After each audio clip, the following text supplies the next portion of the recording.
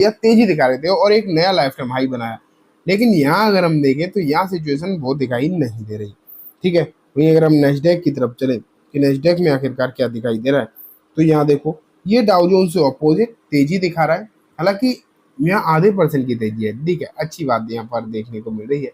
लेकिन इतना कोई फर्क नहीं पड़ता डाउ जोन्स एंड नेस्डैक से। अब तो आपको ये बात समझ में आई गई होगी। लेकिन अगर हम भारतीय स्टॉक्स को देखें कि क्या इन्फोसिस किस तरीके की चीज़ें दिखा रहा है, फ्लैट है। ठीक है, विप्रो अगर हम देखें तो हल्की सी नेगेटिविटी है। लास्ट में एचडीएफसी बैंक को भी देख लें तो यहाँ अगर हम देखें तो ये भी फ्लैट है। तो ये सिचुएशन है अमेरिकन मार्केट की, कोई खास अच्छी नहीं है, कोई खास बुरी नहीं है, नॉर्मल सी चीज़ें जो हैं आपको यहाँ पर देखने को मिल रही है। लेकिन जैसे कि मैं आपको बोला था एक एमएफआई की रिपोर्ट आपको दिखानी है, वो मैं आपको अब दिखाता हूँ। देखो मनी कंट्रोल के हवाले से एक मैंने रिपोर्ट रखी है।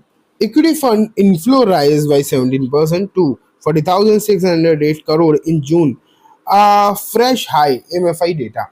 एमएफआई का एक डेटा निकल कर आया है और इस डेटा में अगर आप देखोगे तो आपको दिखाई दे रहा है कि जून के जो नंबर निकल कर आए हैं उसमें इक्विटी इनफ्लो जो है वाया म्यूचुअल फंड, यहाँ पर बात म्यूचुअल फंड की हो रही है क्योंकि एमएफआई म्यूचुअल फंड को ही ट्रैक करता है। ठीक है, डायरेक्ट शेयर को ट्रैक नहीं करता। तो यहाँ अगर हम देखें तो जो सिचुएशन आपको देखने को मिल रही है म्यूचुअल फंड के डेटा में, उसमें 17% का इनफ्लो जो है पहले के कंपैरिजन में और ज़्यादा बढ़ गया है। तो ये तो आप लगातार देख ही रहे हैं कि म्यूचुअल फंड के थ्रू भारतीय इक्विटी मार्केट में जो पैसा आने का सिलसिला है वो तो बहुत पहले से जारी ही है एंड ये और ज़्यादा बढ़ता ही जा रहा है। हर महीने जब भी डेटा निकल कर आता है तब आपको मालूम पड़ता है कि ये नंबर जो है नया बढ़ जाता है। अभी रिसेंटली एंजल वन ने भी अपनी एक रिपोर्ट पब्लिश करी थी, उसमें उन्होंने बताया था कि नए डीमेट अकाउंट की जो संख्या है वो और ज़्यादा बढ़ गई है। अब अगर हम देखें, देखो मार्केट तो एक तरफा तेजी आपको दिखा रहा है, ये बात सच है, लेकिन एक चीज़ आपको मालूम और होनी चाहिए कि सेबी बहुत ज़्यादा कंट्रोल करने की कोशिश कर रहा है ऑप्शन ट्रेडिंग वगैरह को। तो एक थोड़ा सा डिमोटिवेटिंग फैक्टर नए लोगों के लिए दिखाई दे रही है चीज़ें। लेकिन उसके बावजूद ये कहा जा रहा था कि यहाँ से जो डीमेट अकाउंट खोलने का सिलसिला है उस पर एक सैचुरेशन पॉइंट आ जाएगा, लेकिन ऐसा कुछ होता हुआ दिखाई नहीं दे रहा, सैचुरेशन नहीं आ रही है and number of demat account हर महीने आपको बहुत तेजी के साथ बढ़ रहे हैं। Specially number of demat account तो बढ़ ही रहे, आप ये भी देखेंगे रेट ऑफ चेंज भी आपको बढ़ता हुआ दिखाई दे रहा है। तो क्लियर कट है, ये तो आप मान के चलिए कि माहौल तो अच्छा ही है मार्केट के लिए, इसमें कोई डाउट नहीं, पैसा भरपूर आ रहा है और इसीलिए इसी पैसे के दम पर आप ये भी कह सकते हैं कि मार्केट में लगातार एक तरफा आपको तेजी दिखाई दे रही है। ठीक है, लेकिन अब मैं आपको लेकर चलता हूँ कुछ पर्टिकुलर शेयर्स के ऊपर जिनमें कल का जो माहौल अच्छा हो सकता है। सबसे पहले मैं आपको डेल्टा कॉर्प दिखाना चाहूँगा। अभी हम अच्छे शेयर्स के बारे में बात कर रहे थे, लेकिन ये अच्छा नहीं है, ये आप खराब मान सकते हैं। क्यों?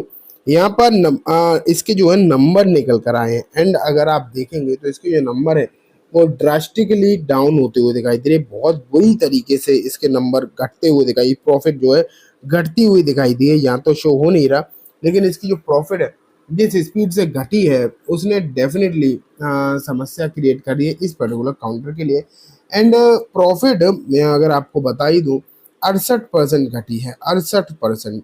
तो कल ये शेयर जो है बुरी तरीके से टूटने वाला है, इसमें तो बिल्कुल भी आप संशय रखिए मत, क्योंकि कल इस नंबर्स के दम पर, इन क्वार्टर के रिजल्ट के दम पर कल एक भारी गिरावट जो है इस काउंटर में आपको देखने को मिलेगी और पूरी पूरी पक्का चांसेस हैं इस बात के। ठीक है, लेकिन अगर हम बात करें आरवीएनएल के बारे में, देखो आरवीएनएल में आज गिरावट देखने को मिली, श्योरली गिरावट थी। मैंने आपको कल बताया भी था कि अब ये 2-3 दिनों से बहुत ज़्यादा बढ़ गए तो हो सकता है थोड़ी बहुत वीकनेस देखने को मिले। लेकिन अच्छी बात ये थी कि ऊपरी स्तर से तो ठीक ठाक थे, लेकिन ओवरऑल प्रीवियस क्लोजिंग से सिर्फ 4% की गिरावट देखने को मिली, क्योंकि बड़ा शेयर 35% तक था। तो ये सिचुएशन भी ना आपको मजबूती ही शो कर रही है, ये मान के चलिए। तो रेलवे शेयर्स में उम्मीद ये है कि कल का माहौल आपको सही होता हुआ नजर आ सकता है। ठीक है, आगे अगर हम बढ़े कुछ शेयर्स के बारे में चर्चा करें तो दोस्तों वीआरएल लॉजिस्टिक पर आप जो है नजर बनाकर रखें। मोतीलाल ओसवाल की एक रिपोर्ट निकल कर आई है, उसमें इन्होंने 470 रुपये के टारगेट हैं वो इस पर्टिकुलर काउंटर के लिए दिए हैं। तो यहाँ आपको डेफिनेटली नज़र रखनी ही चाहिए। ठीक है, एक शेयर अगर हम देखें तो शेयर एक आज गिरा है, और दोस्तों नाम है उसका, 1 सेकेंड, जुपिटर वैगन, 3% डाउन हुआ है। इस पे QIP लॉन्च हुआ है 689 रुपए के आसपास की फ्लोर प्राइस। उसके लिए गिरा तो ये शेयर, लेकिन आने वाले दिनों के लिए इसमें माहौल अच्छा हो सकता है, इस पर नजर जरूर रखना। एक महीने में 20% भागा है, लेकिन QIP का जैसे ही माहौल खत्म होगा, इस पर एक अच्छी तेजी आपको देखने को मिल सकती है। आज आइनॉक्स विन, हम सिलोन के बारे में तो अक्सर चर्चा करते हैं, इसके बारे में चर्चा करते नहीं। आज ये शेयर ना बहुत बढ़िया तेजी दिखा रहा था शुरुआत में, लेकिन लास्ट में इसके पूरे गेन से गिव अप हो गए। शुरू में 5% तेज था। इसे एक ऑर्डर मिला है 200 मेगावाट का, तो ये इसके लिए एक बढ़िया साबित होता हुआ दिखाई देगा। मुझे जहाँ तक लगता है उम्मीदें अच्छी हो सकती हैं, तो यहाँ आपको नज़र डेफिनेटली बनाकर रखनी चाहिए। आने वाले दिनों में स्पेशली कल भी यहाँ पर तेजी के जो चांसेस हैं वो ऐसा लग रहा है कि आपको देखने को मिल सकते हैं, इसलिए ये काउंटर आपके रेडार पर होना चाहिए। ठीक है दोस्तों, NHPC की अगर हम बात चर्चा करें पर्टिकुलरली, जब मैंने आपको कल बोला था कि ये शेयर आपको अच्छी तेजी दिखा सकता है, एंड आपने एक अच्छी तेजी इसमें आज देखी, लेकिन मुझे लगता है कि यहाँ पर ये तेजी का जो माहौल है कंटिन्यू हो सकता है। चांसेस पूरे पूरे हैं कि काउंटर आपको तेजी आने वाले दिनों में और कंटिन्यू दिखा सकता है, और स्पेशली आने वाले दिनों में नहीं, कल ही हो सकता है, पॉसिबिलिटीज हैं कल भी आपको इसमें तेजी का माहौल देखने को मिले। साथ में ID शेयर्स पर आपको ज़रूर नज़र रखनी चाहिए, क्योंकि जल्दी ही इनके नंबर्स आने भी वाले हैं। तो चलिए दोस्तों, आज की इस वीडियो में बस इतना ही। उम्मीद है वीडियो पसंद आई होगी। वीडियो अच्छी लगी हो तो इसे लाइक करना, चैनल को भी जरूर सब्सक्राइब करना, जाते जाते बेल आइकन दबाना, जिससे कि जब भी मैं कोई नई वीडियो डालूँ आपके पास नोटिफिकेशन सबसे पहले आ जाए। एंड दोस्तों, वीडियो सिर्फ और सिर्फ एजुकेशन एंड इन्फॉर्मेशन पर्पस है, तो किसी भी तरीके की